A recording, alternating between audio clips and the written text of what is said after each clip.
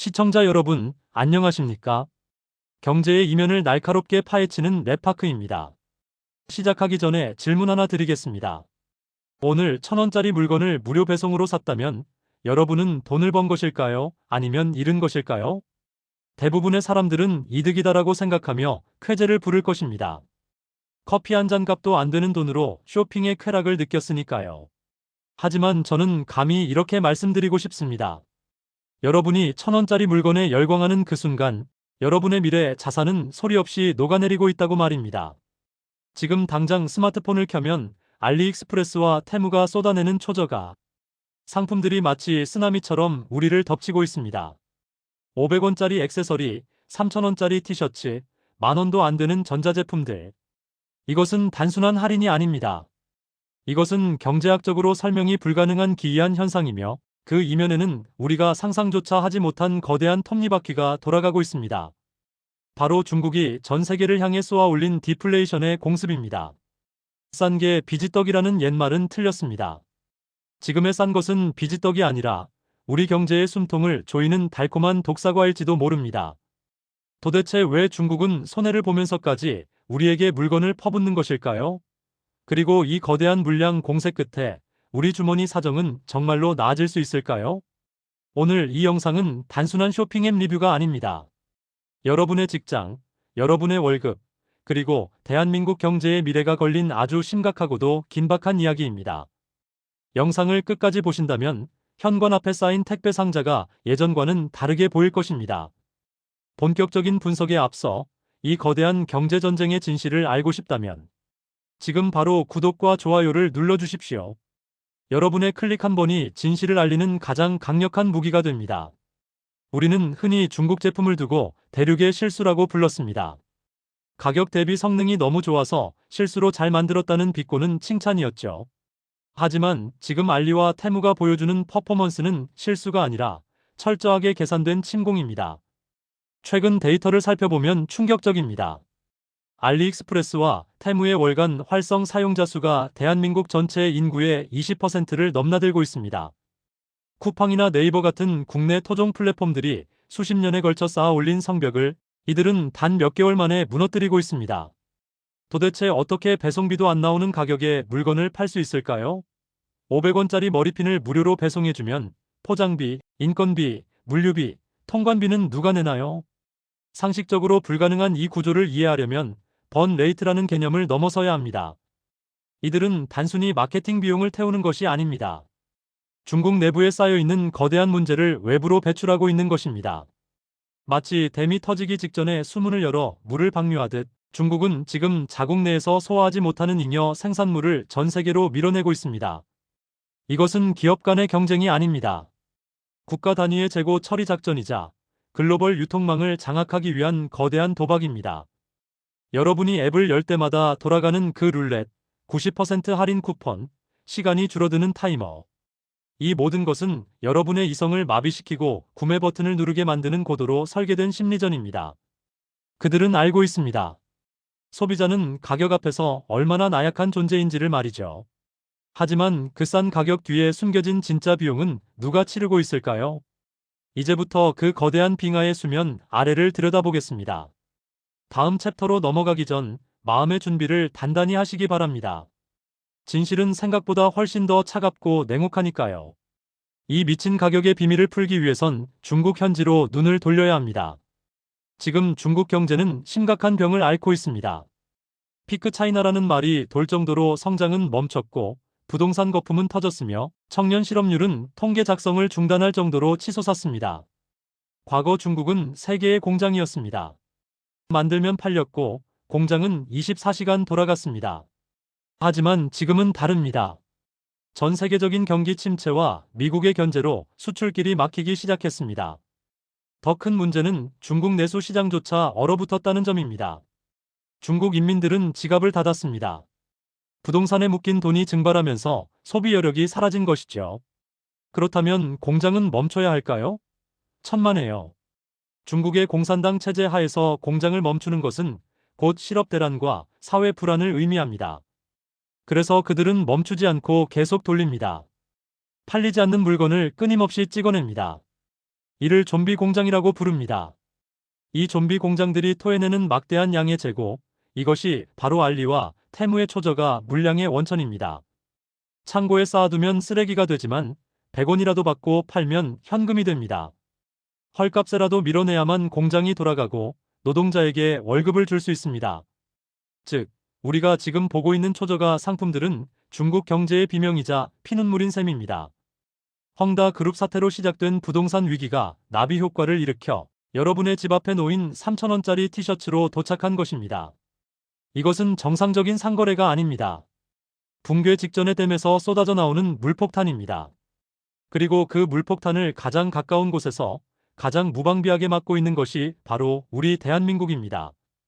경제학에는 인플레이션 수출이라는 말이 있습니다. 원자재 가격이 오르면 그 부담을 수입국에 떠넘기는 것이죠. 하지만 지금 중국이 하는 것은 정반대인 디플레이션 수출입니다. 디플레이션, 즉 물가 하락을 수출한다는 뜻입니다.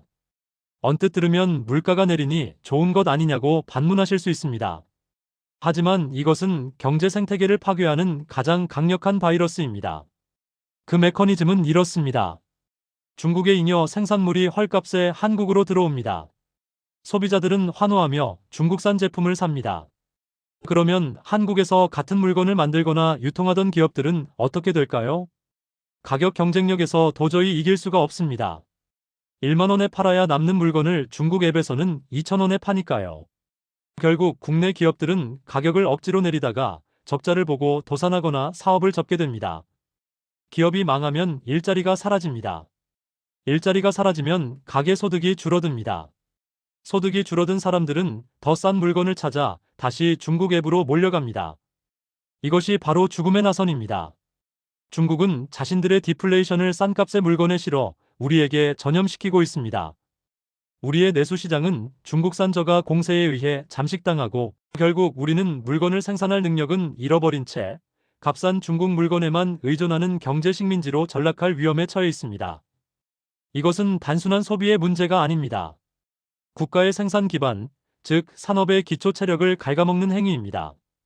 여러분이 싸게 산 그 물건에는 사실 국내 중소기업의 폐업이라는 보이지 않는 가격표가 붙어 있는 것입니다.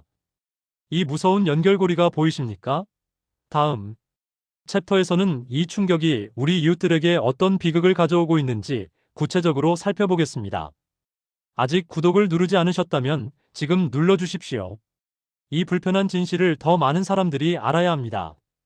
대한민국 패션의 메카, 동대문의 밤은 이제 예전만큼 밝지 않습니다. 수많은 소매상, 도매상, 그리고 온라인 쇼핑몰 운영자들이 생존의 기로에 섰습니다.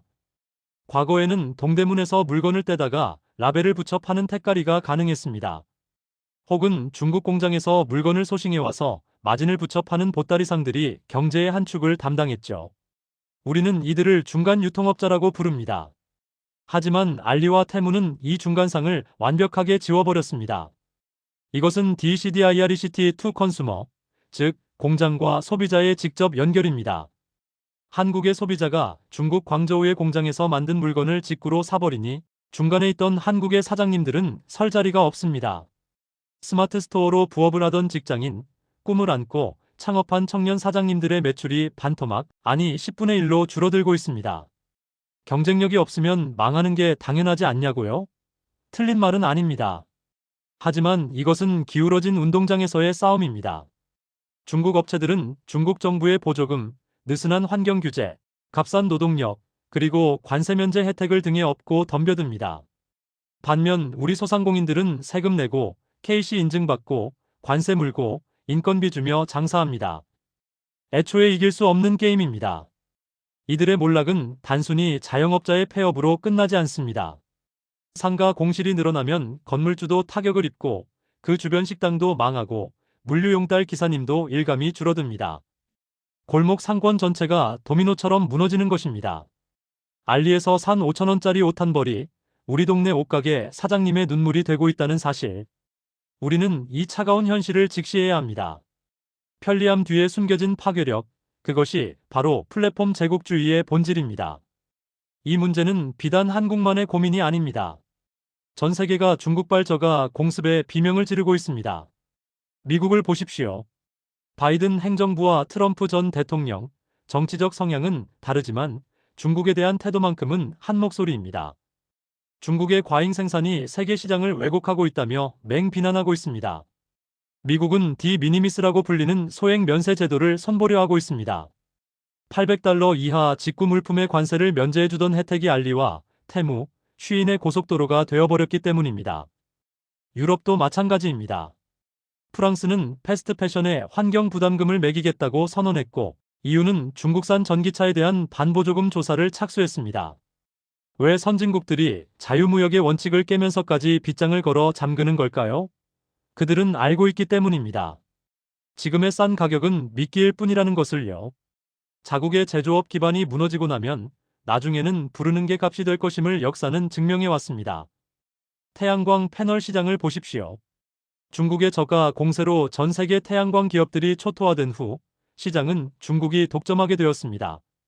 이제 배터리, 전기차, 그리고 생활용품까지 중국은 가성비라는 무기로 전 세계의 산업 지도를 다시 그리려 하고 있습니다. 이것은 총성 없는 3차 세계대전입니다. 무기는 미사일이 아니라 초저가 상품이고 전장은 여러분의 스마트폰입니다. 한국은 지정학적으로나 경제적으로나 중국의 바로 옆에 있습니다. 태풍의 눈 한가운데 있는 셈이죠. 세계 각국이 방파제를 쌓고 있는 지금 과연 우리는 무엇을 하고 있는지 되물어야 할 시점입니다. 그렇다면 이 전쟁의 끝은 어디일까요? 중국 플랫폼들이 한국 시장을 완전히 장악한다고 가정해 봅시다. 쿠팡도 네이버 쇼핑도 힘을 잃고 동네 마트도 사라진 미래. 그때도 알리와 테무가 지금처럼 90% 할인을 해줄까요? 천만의 말씀입니다. 경쟁자가 사라진 독점 시장에서 자선 사업을 하는 기업은 없습니다. 약탈적 가격 책정의 끝은 언제나 가격 인상입니다. 우리가 그들의 플랫폼에 완전히 종속되었을 때 가격은 슬금슬금 오를 것이고 혜택은 줄어들 것입니다. 더 무서운 것은 데이터입니다. 앱을 설치할 때 무심코 눌러준 동의 버튼 하나가 여러분의 모든 쇼핑 패턴, 주소, 전화번호, 심지어 생체 정보까지 중국 서버로 넘길 수 있습니다. 중국의 국가정보법에 따르면 중국 기업은 정부가 요구할 경우 데이터를 제출해야 할 의무가 있습니다. 여러분이 어떤 속옷을 입는지, 어떤 약을 먹는지, 아이에게 어떤 장난감을 사주는지가 모두 데이터화되어 관리될 수 있다는 공포. 이것은 기우가 아닙니다. 틱톡이 왜 미국에서 퇴출 위기에 몰렸는지 기억하십시오. 싸게 산 물건의 대가는 현금이 아니라 우리의 프라이버시와 경제 주권으로 치러야 할지도 모릅니다. 플랫폼은 한 번 깔리면 지우기 어렵고 습관은 바꾸기 어렵습니다. 지금의 달콤함이 훗날 우리 목을 조르는 족쇄가 될 수 있음을 우리는 NCT피케이션 플랫폼이 독점 후 서비스 질을 떨어뜨리는 현상이라는 용어를 통해 경계해야 합니다. 우리는 지금 우리의 데이터를 볼모로 헐값 쇼핑을 즐기고 있는 것일지도 모릅니다. 이 위험한 거래, 과연 계속하시겠습니까? 영상이 도움이 되셨다면 좋아요를 눌러 더 많은 분들이 이 사실을 알 수 있게 도와주십시오. 오늘 우리는 알리와 테무의 공습, 그리고 그 뒤에 숨겨진 중국의 디플레이션 수출 전략에 대해 깊이 있게 파헤쳐 보았습니다. 결론은 명확합니다. 경제학의 제일 원칙, 세상에 공짜 점심은 없다는 것입니다. 지금 우리가 누리는 초저가의 축복은 중국 경제의 위기, 국내 자영업자의 몰락, 그리고 미래의 독점 피해라는 엄청난 비용을 담보로 하고 있습니다. 물론 고물가 시대에 한 푼이라도 아끼려는 소비자의 마음을 탓할 수는 없습니다. 저렴한 물건을 사는 것은 합리적인 선택입니다. 하지만 그 선택이 모여 거대한 경제의 흐름을 바꿀 때 그 결과가 부메랑이 되어 내 일자리를 위협하고 내 가족의 가게를 문 닫게 할 수도 있다는 거시적인 안목을 가져야 합니다.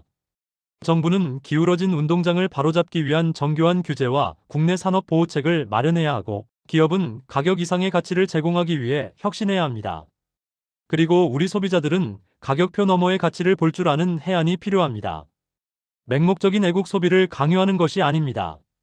다만 나의 소비가 어떤 나비 효과를 일으키는지 알고 쓰는 것과 모르고 쓰는 것은 천지 차이입니다. 여러분의 지갑은 여러분의 투표용지입니다. 오늘 여러분은 어디에 투표하시겠습니까? 오늘 영상이 여러분의 현명한 소비, 생활과 경제관에 도움이 되었기를 바랍니다. 앞으로도 누구도 말해주지 않는 경제의 불편한 진실 랩파크가 끝까지 파헤치겠습니다. 지금 바로 구독과 알림 설정을 누르시고 가장 먼저 세상의 흐름을 읽으십시오. 시청해주셔서 감사합니다.